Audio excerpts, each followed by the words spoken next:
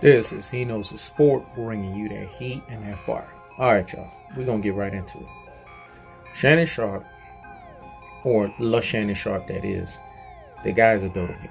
He's a brain full of mush and he's a brainwashed follower. Let me say it again. He's a dodo head, a brain full of mush and a brainwashed follower. Anytime you see a guy in his 50s come out and say, "Look go James, look go James," there's plenty of them. You have them in the comment section. You have them on ESPN, Emotionally Stupefied Peons Network. You have them everywhere. How can you sit here, put on a goat mask, and sit here and say, "Look go James, look go James"? This is not unbiased journalism. And when I sit here and come to you guys in cold-hearted, unadulterated, and cutthroat truth-telling fashion, these LBJ apologists and LBJ stands, this is what they do. These are grown men, and that's what makes it worse. These are grown men that are defending LeBron James to the core as if LeBron James owed them something. We're in a global pandemic right now. We're in an epidemic right now. Why are you defending LeBron James? Is he doing anything for you? That's the fundamental question you need to ask yourself. So what is all this extra defense for LeBron? He doesn't even care about you guys. You guys are a little speck on the wall for this guy. Let me say it again. He doesn't care about you guys. You guys are a little speck on the wall for him. So why are you going for bat for him? This is what I don't understand. You classic doting, you troll guys. You Rudy Poo and you plum plum brains. You ultra fanboys with the ultra fanboy rhetoric. So when I address Shannon Sharpe and what Shannon Sharpe's doing from his behavioral standpoint, I'm addressing the foolery and the nonsense that's associated with him. That's what I'm addressing. I'm not addressing anything else. I'm addressing the fact that a grown-ass man is sitting here off of the strength of the fact that the Los Angeles Lakers got the last win. Last time I checked, they played 3 times, right? Not, but 3 times. Let me say it again. Not, but 3 times. In the 3 times that they played, the Clippers beat them twice. The Lakers only beat them once. So we're going to go by the last one. Oh yeah, they beat the Bucks and then they beat the Clippers. Everyone gets lucky, man. Let me say it again. Everyone gets lucky sometimes. That's the truth of the fact of the matter. If you look at all of the mitigating factors that's associated with the game was reffed in a way to where it was a LeBron referee type of game. Let me say it again. The game was reffed into a way to where it was a LeBron referee type of game. So if that is the case, why are you guys getting excited by that? This is what I talk about when I say low participation award era. Folks getting happy off of the strength that a player just arrived. This is what I'm challenging. It's not LeBron James. So when people sit here and say, "Oh, well, he knows the sport," what issue do you have? I don't have no issue with LeBron. I don't know him like that to have an issue with him in the first place. This is what you guys have to understand.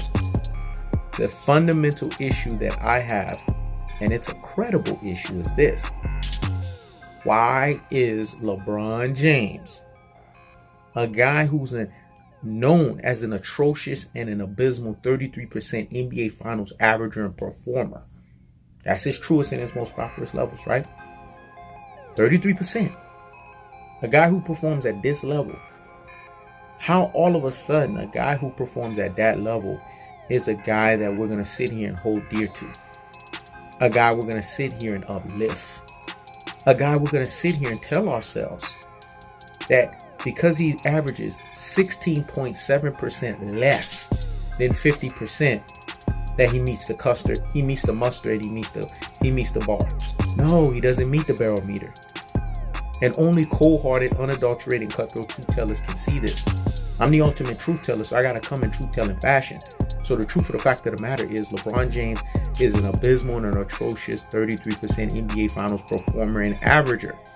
Or however you want to say it, averager and performer. Kawhi Leonard is tied with this guy in NBA Finals. Kawhi Leonard won the last NBA Finals. LeBron James couldn't even get out of the Wild Wild West. The Wild Wild West. The Wild Wild West. And he had his therapist, who has nothing to do with sports, by the way, come up with some cockamamie excuse that his groin injury should have lasted 6 months. Then why the hell was he sitting there dancing on the sidelines during games? When a player has a groin injury, it affects their mobility. You see how this catch-22 It is what it is. You see how this stuff doesn't make any sense? If you have an injury that affects your mobility, why the heck are you sitting there dancing and showing up and doing things that are mobile or doing things that showcase mobility? Isn't that a contradiction? Isn't that an oxymoron? See, and I'm sitting here and pointing out the cold-hearted, the unadulterated, and cutthroat truth. So when you hear Skip Bayless, even him, sit there and almost fall for it, while Shannon Sharpe is sitting here saying the Lakers will crush LeBron James and the Lakers will crush Kawhi Leonard and the Clippers. That makes no sense. First and foremost, we're going through a global pandemic right now. We're going through an epidemic that the world has just literally stopped. People can't mingle with one another. People can't even be in the presence of one another. And that's including even family members, because of this airborne virus we got going on. So we need to focus on that. But if we're talking basketball here, we need to judge basketball by what's called a true NBA standard, not some cockamamie La Participation Award era standard. Because if you judge basketball based on that, then you don't know basketball. Let me say it again. If you judge basketball on that, then you don't know basketball. That's the truth of the fact of the matter. I need to stop this nonsense. The Lakers beat the Clippers only one time. The Clippers beat the Lakers twice. So what are we talking about? So all of a sudden, LBJ Riders Media, LBJ Brigade, LBJ Apologists, and LBJ Stance is going to run with this? That's called La Foolery. It's called La Participation Award era nonsense. And it's called what I've said, and it's the new terminology that I've been using. It's LeBron Tards associating and showcasing to you LeBron Tardisms. Let me say it again. It's LeBron Tards associating and basically manufacturing and delivering to you LeBron Tardisms.